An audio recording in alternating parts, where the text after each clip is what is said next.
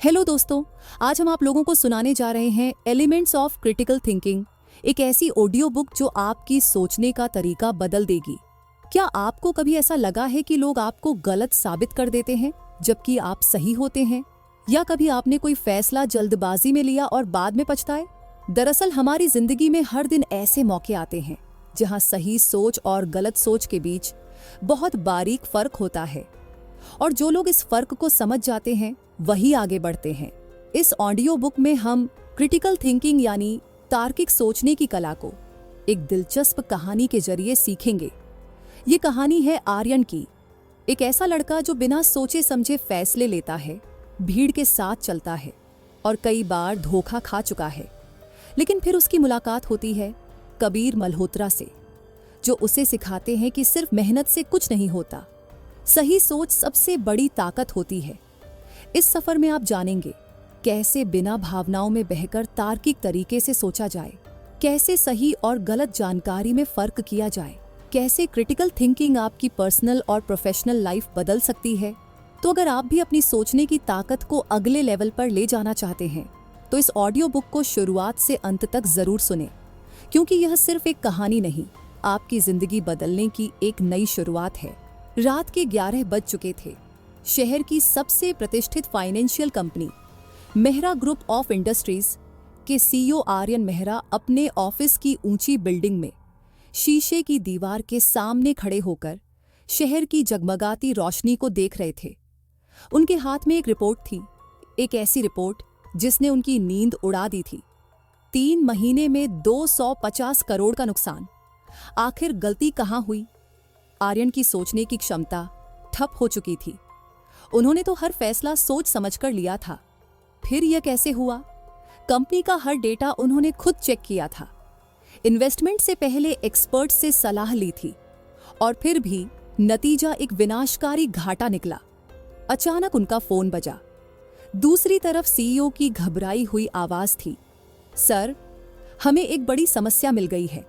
हमने जिस कंपनी में इन्वेस्ट किया था उनकी फाइनेंशियल रिपोर्ट्स फर्जी निकली। वे घाटे में थे, लेकिन उन्होंने अपने नंबर घुमा फिराकर हमें दिखाए थे। आर्यन का सिर घूम गया। मतलब हमने बिना गहराई से जांचे परखे, बस ऊपरी सतह देखकर फैसला ले लिया। क्या हम धोखा खा गए? क्या हमारी सोच में ही कोई कमी थी? आर्यन के दिमाग में अचानक पिछले कुछ सालों की पुरानी गलतियां कौंधने लगी। क्या यह पहली बार हुआ था?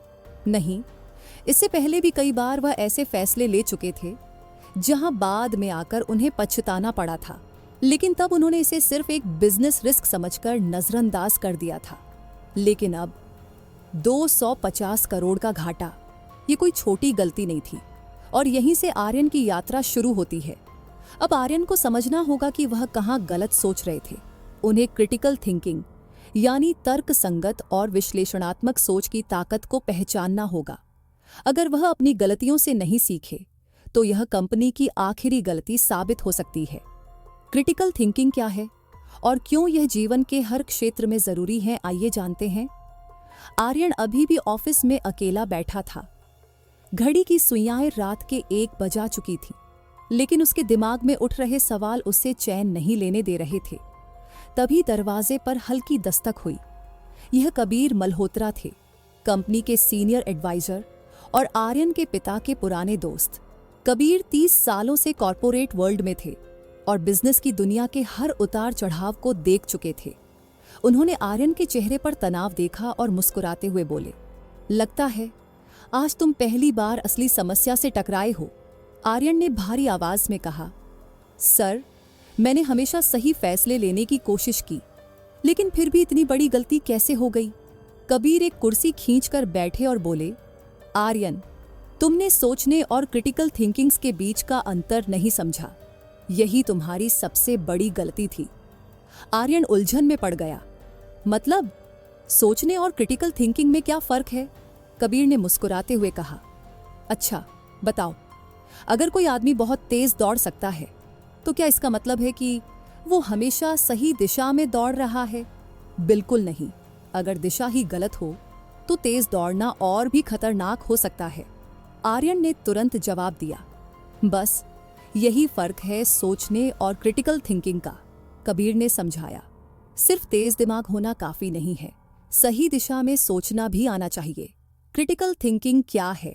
कबीर ने मेज पर एक कागज रखा और कहा, क्रिटिकल थिंकिंग यानी किसी भी समस्या को गहराई से समझना, बिना पूर्वाग्रह, बायस के सोचना और तर्क, लॉजिक के आधार पर सही निर्णय लेना।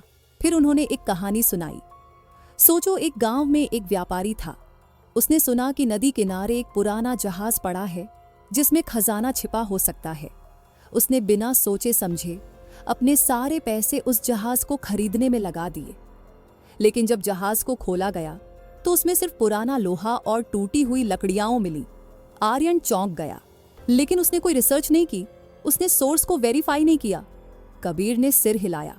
बिल्कुल, उसने बस एक अफवाह पर भरोसा कर लिया और बिना तर्क और प्रमाण के निवेश कर दिया। अगर उसने क्रिटिकल थिंकिंग अपनाई होती तो पहले वह यह जांचता कि जहाज की सच्चाई क्या है, उसके मालिक से जानकारी लेता और तब फैसला करता। आर्यन गहरी सोच में डूब गया। मतलब, क्रिटिकल थिंकिंग का मतलब सिर्फ तेज दिमाग होना नहीं, बल्कि सही सवाल पूछना और सही डेटा इकट्ठा करना है। कबीर ने मुस्कुराते हुए कहा, बिल्कुल, और यही स्किल तुम्हें आगे बढ़ाएगी। अब सवाल ये है, क्या तुम तैयार हो क्रिटिकल थिंकिंग को समझने और अपनाने के लिए? आर्यन ने दृढ़ता से सिर हिलाया। हाँ सर, मुझे सीखना है ताकि फिर कभी ऐसी गलती ना हो। अगले अध्याय में क्रिटिकल थिंकिंग के मुख्य तत्व जिनसे हर सफल व्यक्ति अपनी सोच को मजबूत बनाता है। कबीर मल्होत्रा के शब्द आर्यन के दिमाग में गूंज रहे थे। क्रिटिकल थिंकिंग सिर्फ सोचने का नाम नहीं, सही दिशा में सोचने की कला है। लेकिन यह कला सीखी कैसे जाए? कबीर ने कहा, आर्यन, अगर तुम्हें सच में सीखना है तो मैं तुम्हें 1 हफ्ते की ट्रेनिंग दूंगा। हर दिन तुम्हें एक नया सबक मिलेगा और हर सबक के साथ तुम्हें एक चुनौती पार करनी होगी। तैयार हो? आर्यन ने बिना सोचे हामी भर दी और यहीं से शुरू हुई उसकी असली ट्रेनिंग। टिप्स नंबर 1, ऑब्जर्वेशन, सही और गलत जानकारी की पहचान। अगले दिन कबीर ने आर्यन को एक बिजनेस रिपोर्ट दी और कहा, यह एक स्टार्टअप कंपनी की फाइनेंशियल रिपोर्ट है, इसमें कुछ गड़बड़ है, लेकिन यह तुम्हें खुद ढूंढनी होगी।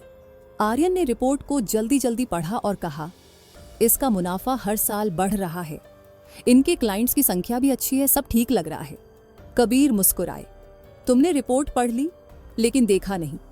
ये क्रिटिकल थिंकिंग की सबसे पहली गलती है, जल्दबाजी में निष्कर्ष पर पहुंचना। अब ध्यान से देखो। आर्यन ने रिपोर्ट को दोबारा पढ़ा। इस बार उसने गौर किया कि कंपनी के मुनाफे में एक अस्वाभाविक पैटर्न था। हर साल अचानक उछाल और फिर गिरावट। उसने और गहराई से जांचा तो पता चला कि कंपनी हर साल भारी उधारी ले रही थी, जिससे मुनाफा बढ़ा हुआ दिखता था, लेकिन असल में वे कर्ज में डूबे हुए थे। तो असली खेल डेटा के पीछे छिपा था। आर्यन ने चौंकते हुए कहा। कबीर ने सिर हिलाया। यही ऑब्जर्वेशन है। हर चीज को सतही तौर पर मत देखो, गहराई में जाकर सोचो। टिप्स नंबर 2, एनालिसिस, चीजों को गहराई से समझना। अगली चुनौती में न्यूज आर्टिकल्स दिखाए। दोनों में एक ही घटना के बारे में लिखा था, लेकिन दोनों की राय अलग थी। आर्यन उलझ गया। एक रिपोर्ट कह रही है कि यह कंपनी आगे बढ़ रही है और दूसरी कह रही है कि यह डूबने वाली है। कौन सही है? कबीर ने कहा, यही तो तुम्हें विश्लेषण करना है। हर जानकारी को बिना परखे सच मत मानो। पहले देखो कि डेटा किस आधार पर दिया गया है, कौन इसे लिख रहा है और उनकी मंशा क्या हो सकती है। आर्यन ने दोनों रिपोर्ट्स की तुलना की और पाया कि पहली रिपोर्ट कंपनी के पब्लिसिटी डिपार्टमेंट से लीक हुई थी, जबकि दूसरी एक स्वतंत्र फाइनेंशियल एनालिस्ट ने लिखी थी। मतलब पहली रिपोर्ट में पक्षपात, बायस है। कबीर ने हंसते हुए कहा, बिल्कुल, विश्लेषण करना सीखो, हर जानकारी के पीछे की सच्चाई को पकड़ो। टिप्स नंबर 3, इंटरप्रिटेशन, सही निष्कर्ष तक पहुंचना। अब कबीर ने आर्यन को एक केस स्टडी दी। एक क्लाइंट जिसने अचानक अपना पैसा कंपनी से निकाल लिया था। आर्यन ने पहले इसे सिर्फ एक संयोग समझा, लेकिन जब उसने डेटा और पैटर्न को जोड़ा तो उसे एहसास हुआ कि क्लाइंट ने कुछ महीनों पहले कुछ सवाल पूछे थे, जिनके जवाब उसे संतोषजनक नहीं मिले थे। आर्यन ने निष्कर्ष निकाला, मतलब हमारे ग्राहक सिर्फ सेवाओं पर नहीं, हमारी पारदर्शिता पर भी ध्यान देते हैं। हमें अपनी कम्युनिकेशन स्ट्रैटेजी पर काम करना होगा। कबीर ने सराहना करते हुए कहा, यही है व्याख्या करना, छोटी छोटी जानकारियों को जोड़कर सही निष्कर्ष निकालना। टिप्स नंबर 4, निष्कर्ष निकालना, इन्फ्रेंस, तार्किक तरीके से सोचना। कबीर ने आर्यन के सामने कुछ अधूरी जानकारियां रखीं और कहा, अब बिना पूरी जानकारी के अपने अनुभव और तर्क के आधार पर अंदाजा लगाओ कि आगे क्या होगा। आर्यन ने उन जानकारियों को जोड़ा और अनुमान लगाया कि खास बाजार में मंदी आने वाली थी, और कुछ हफ्तों बाद ठीक वैसा ही हुआ। मतलब बिना पूरी जानकारी के भी सही तर्कों से हम भविष्य की संभावनाओं का अनुमान लगा सकते हैं। बिल्कुल, कबीर बोले, यही क्रिटिकल थिंकिंग का असली खेल है। सही डेटा इकट्ठा करो, सही पैटर्न पहचानो और तार्किक तरीके से भविष्य की योजना बनाओ। टिप्स नंबर 5, मूल्यांकन, इवैल्यूएशन, किसी भी जानकारी की सटीकता जांचना। अब कबीर ने आर्यन को एक रिपोर्ट दी जिसमें लिखा था कि उनकी कंपनी का नया प्रोजेक्ट बहुत सफल होगा। आर्यन ने तुरंत कहा, यह तो अच्छी खबर है। कबीर हंसकर बोले, लेकिन तुमने इसे परखा भी नहीं। आर्यन ने ध्यान से पढ़ा और पाया कि रिपोर्ट बहुत ही सामान्य दावों पर आधारित थी। इसमें कोई वास्तविक डेटा नहीं था, कोई ग्राउंड रिसर्च नहीं थी। मतलब ये रिपोर्ट एक तरह से बस हवा में बातें कर रही है। सही कहा, कबीर ने कहा, हर जानकारी को सच मानने से पहले उसकी सटीकता और प्रामाणिकता की जांच करो। टिप्स नंबर 6, समस्या समाधान, सही फैसले लेना। अब आर्यन के सामने असली चुनौती थी, एक नई बिजनेस डील जिसमें भारी जोखिम था। इस बार उसने जल्दबाजी नहीं की। उसने हर एंगल से सोचा, डेटा देखा, विश्लेषण किया, संभावनाएं परखी और निष्कर्ष निकाला। फिर उसने एक ठोस निर्णय लिया। नतीजा, मेहरा ग्रुप ने सही समय पर सही फैसला लिया और एक बड़े नुकसान से बच गया। आर्यन अब बदल चुका था। वो पहले जैसा नहीं था। अब वह सिर्फ सोचता नहीं था, बल्कि सही दिशा में सोचता था। आर्यन अब क्रिटिकल थिंकिंग के महत्व को समझ चुका था। लेकिन सही सोचने के सफर में एक और बड़ी बाधा थी, गलत धारणाएं और पूर्वाग्रह। कबीर मल्होत्रा ने एक दिन उसे अपने ऑफिस बुलाया। वहां एक बड़ी स्क्रीन पर एक ग्राफ दिखाया जा रहा था। आर्यन, ये बताओ, अगर पिछले 3 महीने में किसी कंपनी के शेयर बढ़े हैं तो क्या इसका मतलब है कि वे हमेशा बढ़ते रहेंगे? आर्यन ने बिना सोचे जवाब दिया, हाँ, अगर ट्रेंड पॉजिटिव है तो आगे भी बढ़ने की संभावना है। कबीर ने मुस्कुराते हुए सिर हिलाया। यही तुम्हारी पहली गलती है, कॉन्फर्मेशन बायस, पहला पुष्टि प्रवण, अपनी पसंदीदा सोच को सही मान लेना। कबीर बोले, जब हम कोई विचार बना लेते हैं तो हमारा दिमाग सिर्फ उन्हीं बातों पर ध्यान देता है जो उस विचार का समर्थन करती हैं। बाकी सबको हम नजरअंदाज कर देते हैं। उन्होंने एक उदाहरण दिया। मान लो कोई व्यक्ति सोचता है कि नई टेक्नोलॉजी बेकार है। अब अगर उसे कोई आर्टिकल दिखे जिसमें टेक्नोलॉजी की आलोचना हो तो वह उसे तुरंत सच मान लेगा। लेकिन अगर कोई रिपोर्ट दिखाए कि टेक्नोलॉजी से जिंदगी आसान हो रही है तो वह उसे नजरअंदाज कर देगा। आर्यन ने सिर हिलाया। तो इसका मतलब हम वही चीजें देखते और मानते हैं जो हमारी सोच के अनुकूल हों? बिल्कुल, और यही कॉन्फर्मेशन बायस की सबसे बड़ी समस्या है। अगर हम इसे पहचान लें तो हम ज्यादा संतुलित और तार्किक फैसले ले सकते हैं। 2, हस्टी जनरलाइजेशन, जल्दीबाजी में निष्कर्ष निकालना।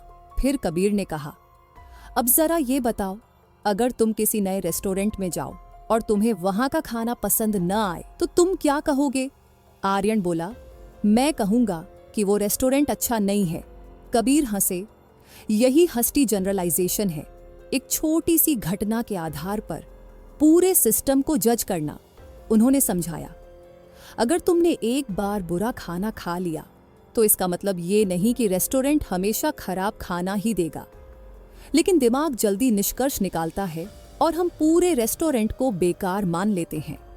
आर्यन सोचने लगा, तो जब हम कहते हैं कि सभी नेता भ्रष्ट होते हैं या सभी अमीर लोग स्वार्थी होते हैं तो यह भी हेस्टी जनरलाइजेशन ही हुआ। कबीर ने सिर हिलाया। बिल्कुल, और यही सोच हमें गलत फैसले लेने पर मजबूर करती है। 3, स्ट्रॉ मैन फॉलेसी, किसी की बात को तोड़ मरोड़ कर पेश करना। अब कबीर ने आर्यन से पूछा, अगर कोई कहे कि हमें पर्यावरण बचाने के लिए कारों का कम इस्तेमाल करना चाहिए, तो तुम इसका क्या जवाब दोगे? आर्यन ने मजाक में कहा, ओह, तो इसका मतलब है कि हमें गाड़ियों को ही बैन कर देना चाहिए। चलो फिर सभी पैदल चलना शुरू कर दें। कबीर ने ताली बजाई। बिल्कुल, तुमने अभी एक स्ट्रॉ मैन फॉल्सी का परफेक्ट उदाहरण दिया। आर्यन ने चौंक कर पूछा, मतलब? जब हम किसी की बात को तोड़ मरोड़ कर एक अतिवादी एक्सट्रीम तरीके से पेश कर देते हैं ताकि उसे आसानी से गलत साबित किया जा सके, तो इसे स्ट्रॉ मैन फैलेसी कहते हैं। कबीर ने एक और उदाहरण दिया। अगर कोई कहे कि हमें शिक्षा प्रणाली में सुधार करना चाहिए और दूसरा व्यक्ति जवाब दे कि ओह, तो तुम कह रहे हो कि स्कूल बंद कर दो। ज़रेनिया पर एक राजनीतिक बहस का वीडियो चलाया। एक नेता ने कहा, हमें इस कानून में बदलाव करना चाहिए ताकि गरीबों को ज्यादा मौके मिले। दूसरा नेता जवाब देता है, तुम्हारी तो खुद की पार्टी भ्रष्ट है, तुम्हें किसी कानून की बात करने का हक नहीं। कबीर ने वीडियो रोक कर कहा, देखो, यहाँ दूसरा नेता असली मुद्दे पर बात ही नहीं कर रहा, उसने सीधे पहले नेता के चरित्र पर हमला कर दिया। इसे एड होमिनम फैलेसी कहते हैं। आर्यन ने सिर हिलाया। यानी जब लोग किसी तर्क को जवाब नहीं दे सकते तो वे उस व्यक्ति पर ही हमला करने लगते हैं। बिल्कुल, और जब तुम किसी बहस में देखो कि कोई सीधे मुद्दे पर बात करने के बजाय सामने वाले की निजी जिंदगी पर हमला कर रहा है, तो समझ जाओ कि वह तार्किक रूप से कमजोर है। गलत धारणाओं से बचने का तरीका अब आर्यन के दिमाग में सवाल था। अगर ये सब गलतियां इतनी आम हैं, तो इनसे बचा कैसे जाए? कबीर ने 3 टिप्स दिए। 1, हर चीज को शक की नजर से देखो। जब भी कोई जानकारी मिले, खुद से पूछो, क्या यह सच में तार्किक है? 2, जल्दी निष्कर्ष मत निकालो। कोई भी राय बनाने से पहले उसके सभी पहलुओं को सोचो। 3, भावनाओं के जाल में मत फंसो। कोई भी बहस या चर्चा हो, उसमें तर्क और डेटा पर ध्यान दो, न कि सिर्फ भावनाओं पर। अब आर्यन को लग रहा था कि वह पहले कितनी ही बार इन गलतियों का शिकार हो चुका था, लेकिन अब वह और सतर्क हो गया था। कबीर ने मुस्कुराकर कहा, अगर तुम इन कॉग्निटिव बायसेस को पहचान लोगे, तो तुम कभी भी बिना सोचे समझे गलत फैसले नहीं लोगे। आर्यन अब समझ चुका था कि गलत धारणाएं और पूर्वाग्रह, कॉग्निटिव बायसेस, हमें सही सोचने से रोकते हैं। लेकिन सवाल ये था, अब मैं अपनी क्रिटिकल थिंकिंग को कैसे सुधारूं? कबीर मल्होत्रा ने एक दिन उसे ऑफिस बुलाया। उनके सामने एक शतरंज की बिसात बिछी थी। बैठो आर्यन, आज हम दिमाग का असली खेल खेलेंगे। आर्यन ने हंसकर पूछा, मतलब? कबीर ने कहा, क्रिटिकल थिंकिंग एक कौशल, स्किल है जिसे अभ्यास, प्रैक्टिस से निखारा जाता है। और आज मैं तुम्हें कुछ तकनीकें सिखाऊंगा जो तुम्हें जिंदगी के हर फैसले में मदद करेंगी। 1, सोक्रेटिक क्वेश्चनिंग, सही सवाल पूछो, जवाब खुद मिल जाएगा। कबीर ने शतरंज का एक मोहरा उठाया और पूछा, अगर तुम्हें एक चाल चलनी हो तो तुम कैसे तय करोगे कि कौन सी सबसे अच्छी है?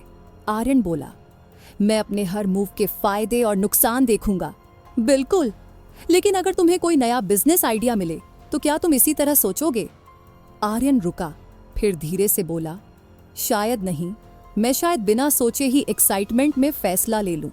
कबीर हंसे, यही तो दिक्कत है, क्रिटिकल थिंकर हमेशा सही सवाल पूछते हैं, इसे ही सोक्रेटिक क्वेश्चनिंग कहते हैं।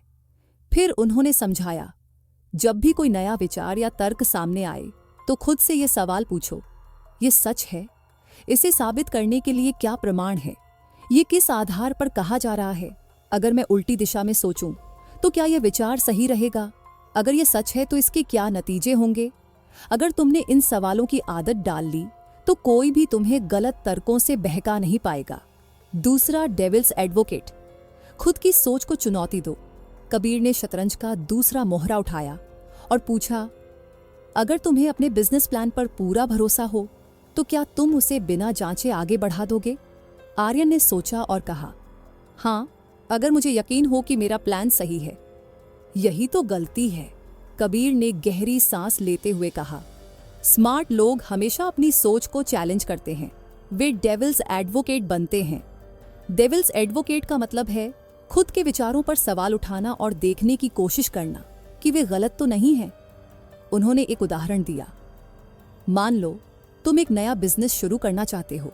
अब डेविल्स एडवोकेट बनकर तुम खुद से ये सवाल पूछोगे, अगर मेरा आइडिया फेल हुआ तो इसकी सबसे बड़ी वजह क्या होगी? क्या कोई मुझसे बेहतर तरीके से यही काम कर सकता है? क्या मेरे प्लान में कोई ऐसी कमजोरी है जो अभी नजर नहीं आ रही? आर्यन मुस्कुराया। मतलब, अगर हम खुद अपनी सोच को चैलेंज करें तो हम बड़ी गलतियों से बच सकते हैं। बिल्कुल, यही तरीका बड़े इन्वेस्टर्स और सीईओ अपनाते हैं। 3. सोचते हुए पहले सिद्धांतों में जड़ों तक जाओ। कबीर ने पूछा, आर्यन, तुमने कभी सोचा है कि बड़े इनोवेटर्स जैसे एलोन मस्क कैसे नए आइडिया लाते हैं? आर्यन ने कंधे उचकाए। शायद वे बहुत क्रिएटिव होते हैं। कबीर ने सिर हिलाया। नहीं, वे फर्स्ट प्रिंसिपल्स थिंकिंग का इस्तेमाल करते हैं। पहली सिद्धांत सोच का मतलब है कि किसी भी समस्या को उसकी बुनियाद तक तोड़ो और नए तरीके से सोचो। फिर उन्होंने एक उदाहरण दिया। मान लो तुम एक इलेक्ट्रिक कार बनाना चाहते हो। ज्यादातर लोग क्या करेंगे? वे पुरानी कारों के हिसाब से सोचेंगे। लेकिन फर्स्ट प्रिंसिपल्स थिंकिंग यह कहती है, सबसे पहले यह देखो कि कार का असली आधार क्या है। कार शय से एक मशीन जो हमें एक जगह से दूसरी जगह ले जाती है। इसमें सबसे जरूरी क्या है? एनर्जी। अब सवाल यह है कि एनर्जी का सबसे अच्छा स्रोत क्या हो सकता है? यही सोच एलोन मस्क को बैटरी से चलने वाली टेस्ला कार बनाने की ओर ले गई। आर्यन ने चौंक कर कहा, मतलब हमें हर समस्या को नए तरीके से देखने की जरूरत है। बिल्कुल, यही फर्स्ट प्रिंसिपल्स थिंकिंग है। चौथा, 5 व्यस्त तकनीक। असली समस्या तक पहुंचो। कबीर ने आर्यन से पूछा, अगर तुम्हारी टीम में कोई गलती हो जाए तो तुम क्या करोगे? आर्यन बोला, मैं उसे सुधारने की कोशिश करूंगा। लेकिन क्या तुम असली कारण तक पहुंच पाओगे? कबीर ने एक तकनीक समझाई, द 5 क्यों तकनीक। जब भी कोई समस्या आए उसे 5 बार क्यों पूछकर गहराई से समझो। फिर उन्होंने एक उदाहरण दिया। समस्या, प्रोजेक्ट की डेडलाइन मिस हो गई। वोंक। क्यों? क्योंकि काम समय पर पूरा नहीं हुआ। 2. क्यों? क्योंकि टीम को देरी हो गई। 3. क्यों? क्योंकि सही संसाधन उपलब्ध नहीं थे। 4. क्यों? क्योंकि बजट सही से प्लान नहीं हुआ था। 5. क्योंकि शुरुआती स्टेज पर रिसर्च अधूरी थी। अब असली समस्या मिली, रिसर्च की कमी। अगर सिर्फ देरी पर ध्यान देते तो समाधान अधूरा रहता। आर्यन ने सिर हिलाया। अब समझ आया कि सही फैसले लेने के लिए हमें गहराई में जाना पड़ता है। अब हम ये जानेंगे कि क्रिटिकल थिंकिंग का वास्तविक जीवन में उपयोग। आर्यन अब क्रिटिकल थिंकिंग के सिद्धांतों को समझ चुका था, लेकिन एक सवाल अब भी उसके मन में था। ये सब असल जिंदगी में कैसे काम आएगा? कबीर मल्होत्रा ने मुस्कुराते हुए कहा, सिर्फ समझना काफी नहीं, असली खेल इसे लागू करने में है। चलो तुम्हें कुछ दिलचस्प उदाहरणों से समझाता हूं। 1. बिजनेस में क्रिटिकल थिंकिंग, सही फैसले लेने की ताकत। आर्यन का दोस्त रोहित एक स्टार्टअप शुरू करना चाहता था। वह बहुत एक्साइटेड था और बिना ज्यादा रिसर्च किए एक नया प्रोडक्ट लॉन्च करने वाला था। आर्यन ने उससे कहा, रुको, क्या तुमने डेविल्स एडवोकेट तकनीक इस्तेमाल की? वो क्या होती है? रोहित ने पूछा। आर्यन ने बताया, मतलब अपने ही आइडिया को चैलेंज करो। सोचो कि अगर ये फेल हो जाए तो क्यों होगा। उन्होंने मिलकर 5 सवाल पूछे। 1. क्या बाजार में इसकी जरूरत है? दूसरा, क्या इससे बेहतर प्रोडक्ट पहले से मौजूद नहीं है? तीसरा, क्या हमने सही लक्ष्य समूह को पहचाना है? चौथा, क्या यह स्केलेबल है या कुछ महीनों में यह आउटडेटेड हो जाएगा? 5वां, क्या हम सिर्फ एक्साइटमेंट में बिना डेटा चेक किए आगे बढ़ रहे हैं? थोड़ी रिसर्च करने के बाद पता चला कि वैसा ही प्रोडक्ट पहले ही मार्केट में था और वह खास नहीं चल पाया था। रोहित ने ठंडी सांस भरी। अगर तुमने ये सवाल नहीं पूछे होते तो मेरा लाखों का नुकसान हो जाता। यही क्रिटिकल थिंकिंग है। आर्यन मुस्कुराया। 2. करियर में क्रिटिकल थिंकिंग, सही अवसर को पहचानो। ऑफिस में आर्यन को एक प्रमोशन का ऑफर मिला, लेकिन शर्त थी कि उसे दूसरे शहर जाना पड़ेगा। वह कंफ्यूज था, क्या उसे जाना चाहिए या नहीं। कबीर ने उसे सोक्रेटिक क्वेश्चनिंग टेक्निक अपनाने को कहा। आर्यन ने खुद से ये सवाल पूछे, क्या यह अवसर मेरे लॉन्ग टर्म करियर गोल्स से मेल खाता है? अगर मैं चला गया तो इसके क्या फायदे और नुकसान होंगे? क्या मैं सिर्फ सैलरी देखकर एक्साइटेड हो रहा हूं या असल में यह मेरे लिए सही है? अगर यह ऑफर न होता तो मैं अपने करियर को कैसे आगे बढ़ाता? इन सवालों ने उसकी सोच को साफ किया। उसे एहसास हुआ कि अगर वह यही स्किल्स अपने मौजूदा शहर में सीखे तो बिना जगह बदले भी उसे और अच्छे मौके मिल सकते हैं। अगर मैंने बिना सोचे समझे हाँ कह दिया होता तो मैं अपनी असली प्राथमिकताओं को नजरअंदाज कर देता। तीसरी, पर्सनल लाइफ में क्रिटिकल थिंकिंग। सही निर्णय लेना। आर्यन का एक दोस्त समीर एक अफवाह को सच मानकर अपने दूसरे दोस्त से नाराज हो गया था। आर्यन ने उसे द 5 वाइज टेक्निक समझाई। तुम नाराज क्यों हो? क्योंकि उसने मेरे बारे में झूठ बोला। तुम्हें कैसे पता कि उसने झूठ बोला? क्योंकि किसी ने मुझे बताया। क्या तुमने खुद उससे बात की? नहीं, पर सभी यही कह रहे हैं। क्या यह संभव है कि यह सिर्फ एक गलतफहमी हो? शायद मुझे खुद उससे बात करनी चाहिए। जब समीर ने अपने दोस्त से बात की तो पता चला कि बात कुछ और ही थी। अगर मैंने बिना सोचे ही फैसला कर लिया होता तो मैं एक अच्छे दोस्त को खो देता। समीर ने राहत की सांस ली। 4, सोशल मीडिया पर क्रिटिकल थिंकिंग। झूठी खबरों से बचाव। एक दिन आर्यन ने देखा कि सोशल मीडिया पर एक बड़ी ब्रेकिंग न्यूज वायरल हो रही थी, लेकिन उसने ऑब्जर्वेशन और एनालिसिस का इस्तेमाल किया। क्या यह खबर किसी भरोसेमंद सोर्स से आई है? क्या इसमें कोई ठोस प्रमाण दिए गए हैं? क्या यह खबर किसी पूर्वाग्रह को बढ़ावा दे रही है? क्या अन्य स्वतंत्र न्यूज सोर्स भी यही रिपोर्ट कर रहे हैं? जांच करने के बाद पता चला कि वह खबर फेक थी। आर्यन ने सोचा, कितने लोग बिना सोचे समझे इसे शेयर कर रहे होंगे। अगर वे भी क्रिटिकल थिंकिंग अपनाएं तो फेक न्यूज इतनी तेजी से नहीं फैलेगी। कहानी का निष्कर्ष। सफलता की कुंजी। अब आर्यन का जीवन पूरी तरह बदल चुका था। वह हर छोटी बड़ी चीज को सिर्फ भावनाओं या अनुमान के आधार पर नहीं, बल्कि लॉजिकल थिंकिंग और सही तकनीकों से परखने लगा था। कबीर ने उसे आखिरी सलाह दी, क्रिटिकल थिंकिंग सिर्फ एक स्किल नहीं, ये एक पावर है। अगर तुम इसे रोजमर्रा की जिंदगी में अपनाओगे तो कोई भी तुम्हें गलत फैसले लेने पर मजबूर नहीं कर पाएगा। आर्यन ने सिर हिलाया। अब मुझे समझ आया कि असली सफलता सिर्फ मेहनत से नहीं, बल्कि स्मार्ट तरीके से सोचने से भी मिलती है। आर्यन अब पहले जैसा नहीं रहा। उसने एक लंबी यात्रा तय की थी, एक ऐसी यात्रा जहां उसने अपनी सोच को गहराई से समझा, परखा और उसे निखारने के नए तरीके सीखे। पहले वह भीड़ के साथ बह जाता था, बिना सोचे समझे फैसले लेता था और कभी-कभी दूसरों की कही बातों को बिना सवाल किए मान लेता था। लेकिन अब वह एक सचेत सोचने वाला व्यक्ति, क्रिटिकल थिंकर बन चुका था। एक दिन कबीर मल्होत्रा ने उससे पूछा, तो आर्यन, इस पूरी सीख से तुम्हें सबसे बड़ी बात क्या समझ आई? आर्यन मुस्कुराया और बोला, अब मैं जानता हूं कि असली ताकत सिर्फ मेहनत करने में नहीं, बल्कि सही तरीके से सोचने में है। मैंने सीखा कि हर जानकारी पर सवाल उठाना चाहिए, न कि आंख मूंदकर मान लेना चाहिए। मैंने जाना कि पूर्वाग्रह, बायसीज और भावनाएं हमें सही निर्णय लेने से रोक सकती हैं और हमें हमेशा तार्किक सोच, लॉजिकल थिंकिंग अपनानी चाहिए। अब मैं जानता हूं कि किसी भी समस्या को गहराई से देखने के लिए सही सवाल पूछना, सोक्रेटिक क्वेश्चनिंग, कितना जरूरी है। मैं समझ गया कि गलत फैसलों से बचने के लिए खुद की सोच को चुनौती देना, डेविल्स एडवोकेट, जरूरी है।